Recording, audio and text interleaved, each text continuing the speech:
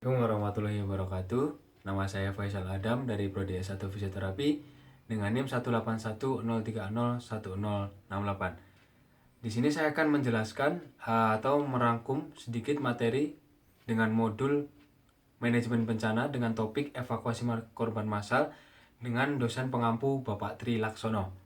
Baik, yang pertama dari evakuasi korban massal ini evakuasi korban massal ini berkaitan dengan bencana di Indonesia. Contohnya, sebelumnya bencana ini diakibatkan dari alam ataupun akibat ulah manusia. Untuk bencana alam ini ada letusan gunung berapi, banjir, tsunami, dan juga kebakaran. Yang bencana yang diakibatkan oleh manusia yaitu kecelakaan motor, terus ledakan bom, ada juga rusuh atau demo. Nah, dampak bencana terhadap kesehatan masyarakat ini, untuk dari korban massal ini, korban bisa dapat mati, luka, dan juga adanya sakit.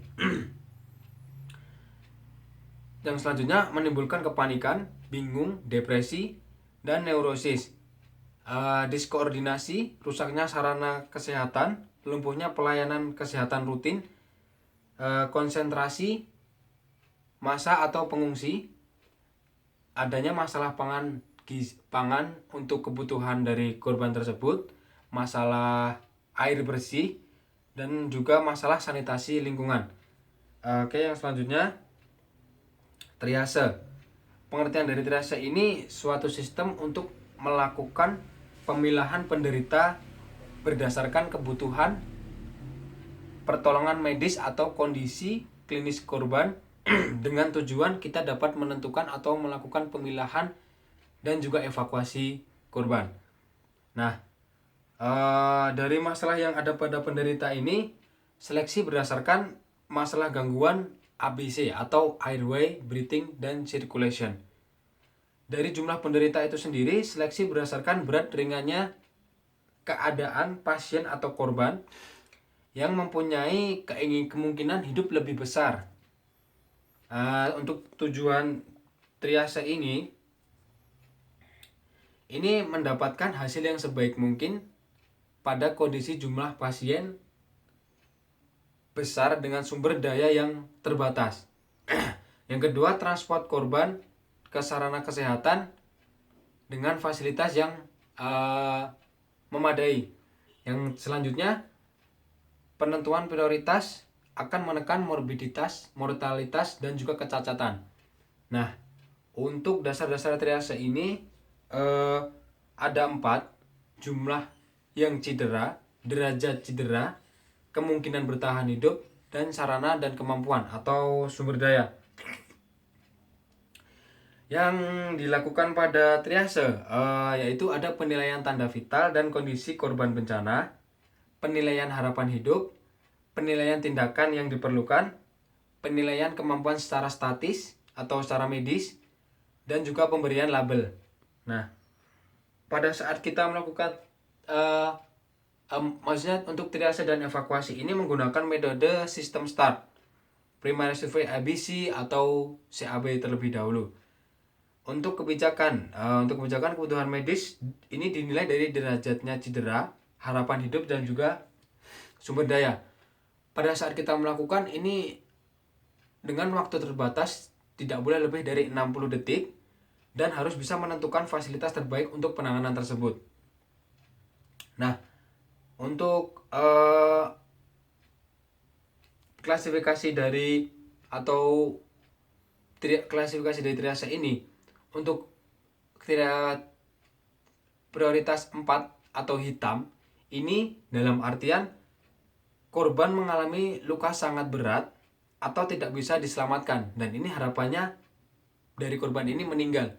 Untuk prioritas yang pertama itu pada triase merah, karena triase merah ini mengalami luka berat, gangguan circulation, airway, dan juga breathing, mengancam nyawa, tetapi jika kita lakukan penanganan itu harapan hidup itu masih ada, dan ini harus dilakukan secara segera.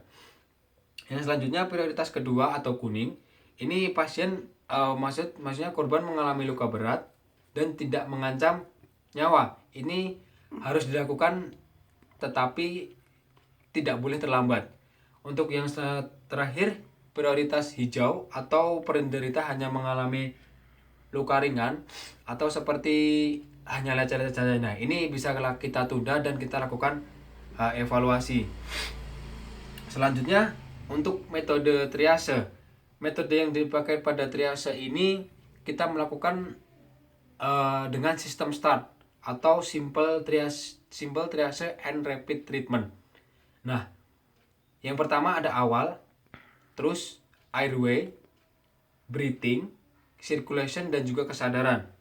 Nah, langsung kita bahas dari sistem START tersebut. Untuk awal ini panggil semua korban yang bisa berjalan untuk kita instruksikan ke tempat yang lebih aman, dan semua korban yang bisa berjalan ini bisa kita berikan kartu hijau. Nah, untuk airway ini kita cari untuk penderita yang terdekat atau di samping kita, sekitar kita.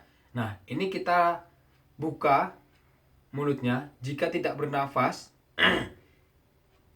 Jika pada saat kita buka mulutnya, jika tidak bernafas, ini pasien dalam triase merah. Tetapi pada saat kita buka tetap tidak bernafas, ini masuk dalam triase hitam.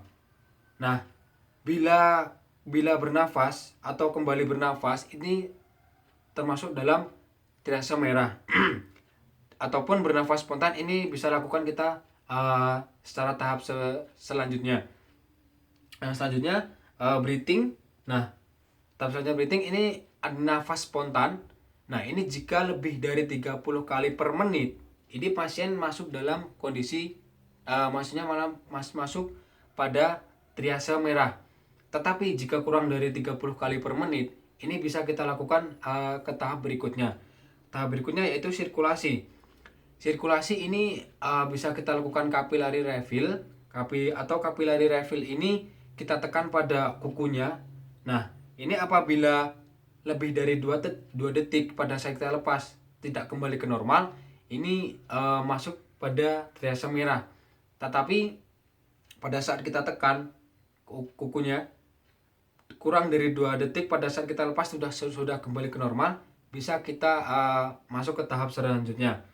Tetapi perlu kita ketahui, pada saat kita berada di posisi yang gelap, ini kita tidak bisa melakukan capillary refill karena kita tidak dapat menilai.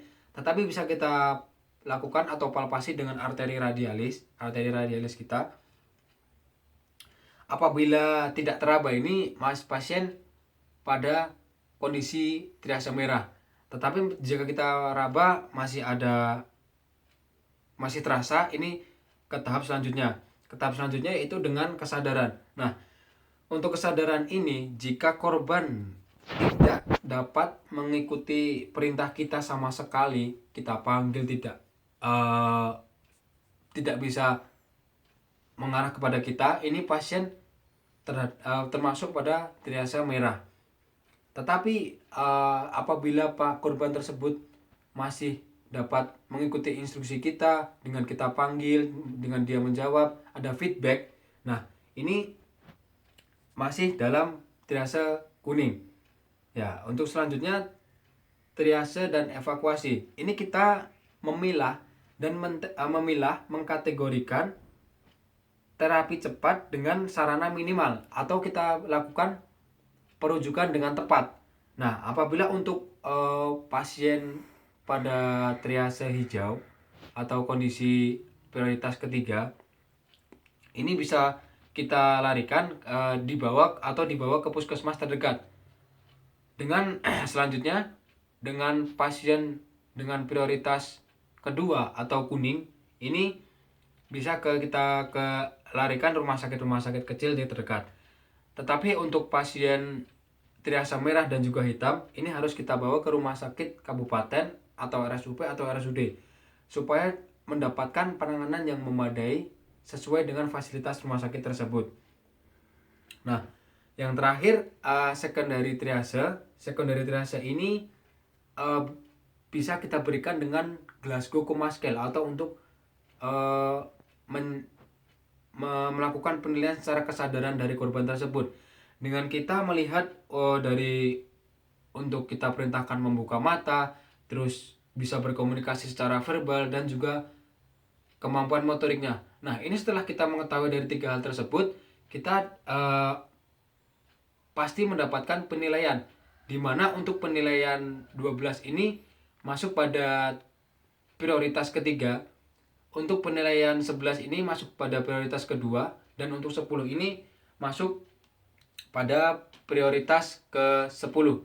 Nah, mungkin itu saja yang rangkuman yang bisa dapat saya sampaikan. Apabila ada yang kurang, saya mohon maaf. Saya akhiri. Wassalamualaikum warahmatullahi wabarakatuh.